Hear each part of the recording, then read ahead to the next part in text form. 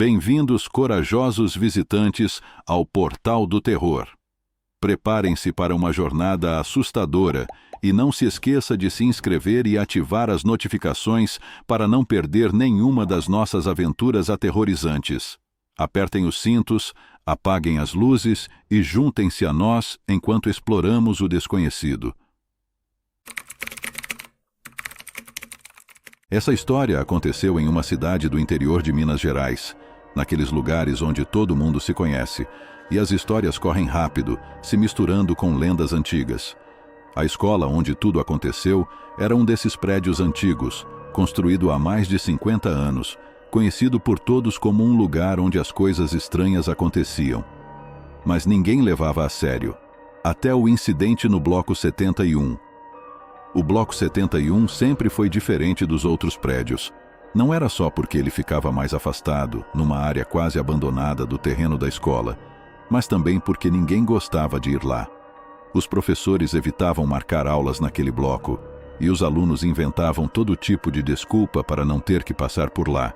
Diziam que, à noite, era possível ouvir vozes, portas batendo, e que algumas luzes se acendiam sozinhas, mesmo que a eletricidade do prédio estivesse desligada há anos.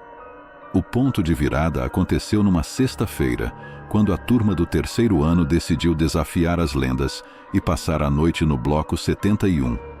A ideia surgiu como uma brincadeira, uma espécie de coragem coletiva para ver quem aguentava ficar mais tempo lá dentro.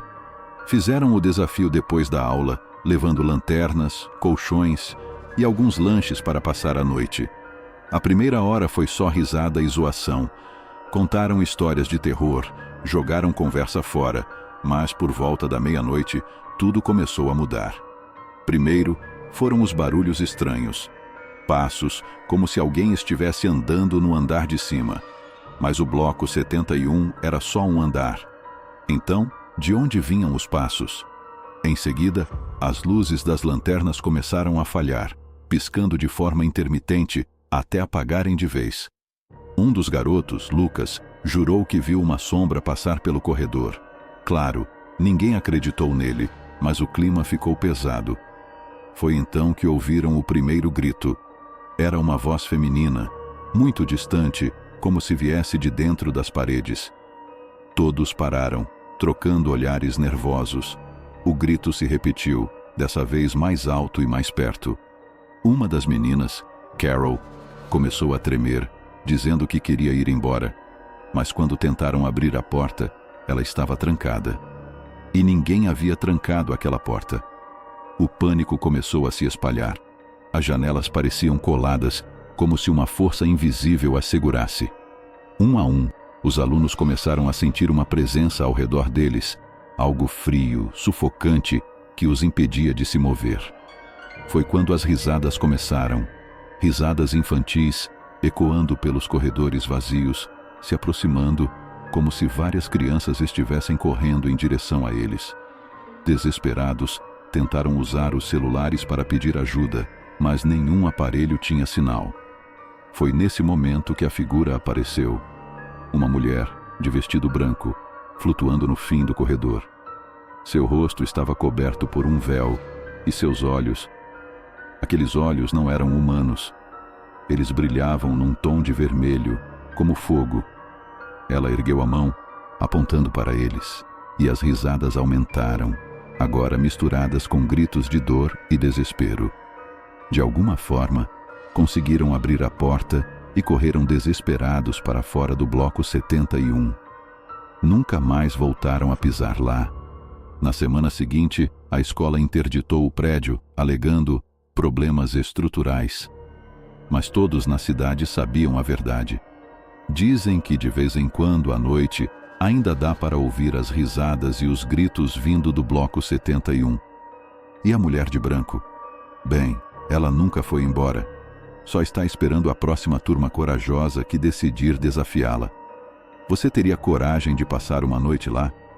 Depois daquela noite, as coisas nunca mais foram as mesmas na cidade. Os alunos que participaram do desafio no Bloco 71 mudaram completamente. Alguns começaram a ter pesadelos recorrentes, acordando no meio da noite, suando frio e gritando. Outros passaram a ver coisas estranhas em suas casas, sombras que se moviam, sussurros no escuro, objetos mudando de lugar sozinhos.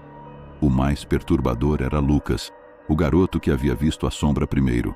Ele simplesmente parou de falar. Seus pais o levaram a médicos, psicólogos e até a um padre, mas nada adiantava. Ele estava preso em seu próprio mundo, revivendo aquela noite terrível. A escola tentou abafar o caso, mas as histórias começaram a circular. Diziam que a mulher de branco era uma antiga professora que havia enlouquecido e se enforcado naquele bloco décadas atrás. A lenda contava que ela tinha uma obsessão por perfeição e que seus métodos eram cruéis. Alguns acreditavam que, na verdade, ela havia sido assassinada pelos próprios alunos, que não aguentavam mais suas torturas, e agora seu espírito estava preso ali, em busca de vingança. Com o passar das semanas, mais coisas estranhas começaram a acontecer na escola. Mesmo com o bloco 71 interditado, os alunos relatavam ouvir barulhos vindos de lá, o arrastar de móveis, batidas nas paredes e, claro, as risadas. Um dos guardas noturnos jurou que viu uma criança correndo pelos corredores do bloco, mas quando foi atrás, encontrou o lugar vazio. O diretor, pressionado pelos pais, decidiu tomar uma atitude. Contratou uma equipe de limpeza espiritual, liderada por uma médium famosa na região. Quando a médium chegou, ficou parada em frente ao bloco 71 por longos minutos, em silêncio. Quando finalmente falou, sua voz tremia. Esse lugar está encharcado de dor e sofrimento. Não é só a professora.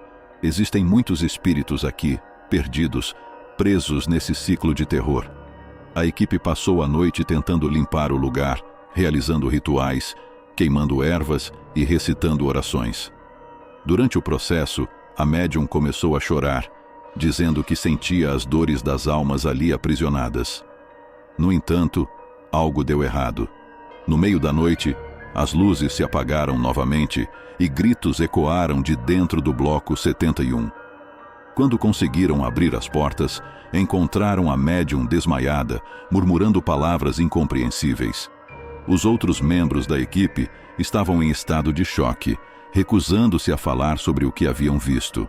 A escola fechou o bloco 71 definitivamente depois disso. O prédio foi lacrado e a entrada bloqueada com tábuas e correntes. Mas isso não impediu que as histórias continuassem. Dizem que, mesmo com o lugar trancado, ainda é possível ver a mulher de branco pela janela, observando, esperando. Alguns alunos, desafiando o medo, juram que conseguiram capturar vultos e sombras em fotos tiradas de longe. Lucas, o garoto que havia parado de falar, foi internado em uma clínica psiquiátrica. Ele nunca mais voltou ao normal. Seus pais evitam falar sobre o assunto, mas outros pacientes da clínica dizem que ele passa horas desenhando o bloco 71 e a mulher de branco, com aqueles olhos vermelhos, como se estivesse obcecado por aquilo. A escola, mesmo tentando seguir em frente, não conseguiu se livrar da má reputação.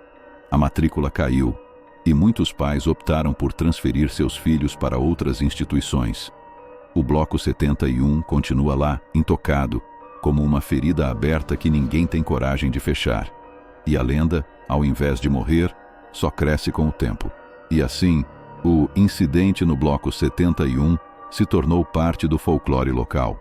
Uma história que todos conhecem, mas poucos têm coragem de investigar mais a fundo.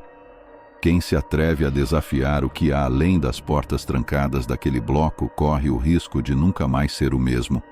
Afinal, alguns lugares carregam marcas tão profundas que nem o tempo consegue apagar. E você, teria coragem de ir até lá e descobrir o que realmente aconteceu naquela noite? A escola foi ficando cada vez mais vazia. Os corredores que antes eram cheios de vida agora pareciam desolados, como se o peso do bloco 71 estivesse se espalhando por todo o lugar. Os poucos alunos que restavam evitavam até passar perto daquela ala, e os professores faziam o possível para não mencionar o incidente. Alguns meses depois, a situação ficou insustentável. A direção da escola decidiu fechar as portas definitivamente, alegando falta de recursos e queda no número de matrículas. O prédio foi abandonado e o bloco 71 trancado com correntes e cadeados, se tornou o epicentro de curiosidade e medo na cidade. Mas, como em todas as cidades pequenas, sempre há aqueles que se sentem atraídos pelo mistério, pelo desconhecido. Um grupo de adolescentes, movidos pelo desejo de provar que as lendas eram apenas isso, lendas, decidiu que invadiria a escola abandonada, mais especificamente, o Bloco 71. Eles queriam capturar alguma evidência, algo que pudessem mostrar para os outros, e claro, para ganhar likes nas redes sociais. Era uma noite de lua cheia quando eles decidiram entrar. Com lanternas e câmeras em mãos, pularam a cerca enferrujada e se aproximaram do Bloco 71. Tudo estava coberto por uma camada de poeira e vegetação crescida, como se o tempo tivesse corrido mais rápido ali. As correntes e cadeados foram cortados com um alicate que um dos garotos trouxe, e a porta rangiu de forma assustadora ao se abrir. A primeira coisa que notaram foi o cheiro, um odor acre, como algo apodrecido há muito tempo. Os corredores estavam escuros e cheios de eco. Cada passo que davam parecia se multiplicar em dezenas de passos invisíveis ao redor. Conforme avançavam, a temperatura parecia cair, e o ar se tornava mais pesado, difícil de respirar. Foi então que começaram a ouvir os sussurros. No início eram suaves, quase indistintos, mas logo se tornaram mais claros, mais ameaçadores. Os sussurros vinham de todos os lados, chamando seus nomes, sibilando palavras em um idioma desconhecido. O líder do grupo, um garoto chamado Rafael, estava determinado a ir até o fim. Ele sugeriu que fossem até a sala onde, supostamente, a professora havia sido encontrada morta. A sala 13. Ao se aproximarem, as risadas infantis começaram novamente, como na história original, mas dessa vez estavam muito mais próximas, como se as crianças invisíveis corressem ao redor deles. Rafael, com uma coragem teimosa, empurrou a porta da sala 13. Para seu horror, a sala estava intacta, mas não vazia. As mesas e cadeiras estavam organizadas, como se esperassem por alunos que nunca chegariam. E no fundo da sala, de costas para eles, estava a mulher de branco. Ela não se movia, apenas flutuava como uma estátua. Os outros queriam correr, mas Rafael se aproximou, movido por uma estranha compulsão. Quando estava a poucos metros dela, a mulher virou a cabeça lentamente. Seu rosto era pálido, com olhos negros e vazios, e um sorriso grotesco se espalhou por seus lábios. Foi nesse momento que as portas da sala se fecharam com um estrondo, e as luzes das lanternas se apagaram. Os gritos dos adolescentes ecoaram pelo prédio, mas ninguém estava lá para ouvi-los. Quando a polícia, chamada pelos moradores vizinhos que ouviram os gritos, chegou à escola na manhã seguinte, não encontrou nada além de celulares e câmeras quebrados, abandonados na sala 13. Os corpos dos adolescentes nunca foram encontrados. O Bloco 71 foi lacrado mais uma vez, desta vez com paredes de concreto, na tentativa desesperada de selar o mal que habitava lá dentro. Mas a lenda do Bloco 71 só cresceu, se tornando um aviso para todos que ousam desafiar o que não podem compreender. O Bloco 71 continua lá, quieto, silencioso, mas nunca realmente em paz. Quem se aproximar à noite pode jurar ouvir as risadas e sussurros vindo de dentro, e a figura da mulher de branco, observando, esperando. Ela ainda está à espreita, à espera de novos visitantes corajosos, o suficiente para entrar. E assim, o Bloco 71 se tornou um símbolo do que acontece quando as lendas são ignoradas, quando a curiosidade humana ultrapassa os limites do bom senso. É uma história que ecoa pela cidade, um lembrete sombrio de que há mistérios que não foram feitos para serem desvendados. E quem sabe, talvez um dia, outra turma de desavisados decida desafiar o Bloco 71. E como os outros, talvez nunca mais sejam vistos.